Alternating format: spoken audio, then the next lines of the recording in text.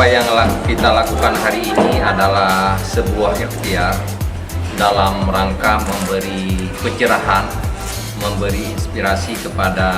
kawan-kawan di Dinas Pendidikan Dayak, terutama pejabat eselon 3 dan eselon 4 dan PPTK, agar mereka memiliki konsepsi-konsepsi yang akurat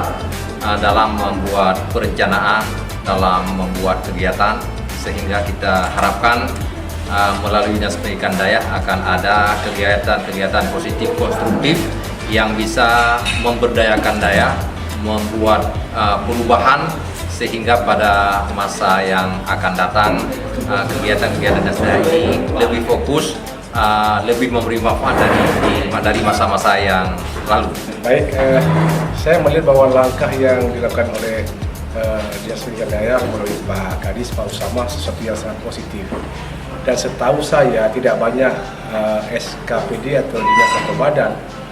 yang melakukan atau mengambil inisiatif yang seperti ini. Dan pada hemat saya, kalau semua SKPD, dinas atau badan di Aceh sampai kepada tingkat 2 kabupaten kota mau melakukan langkah-langkah yang semacam ini, kita mengasah kemampuan, menguji konsepsi yang ada, lalu mencoba menemukanali teknik ataupun metode di dalam khususnya untuk menganalisis kondisi existing yang ada,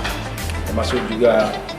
bagaimana kita memahami isu-isu atau kritis yang ada, bagaimana kita memformulasi kebijakan, strategi, termasuk sampai kepada proyek paling bawah.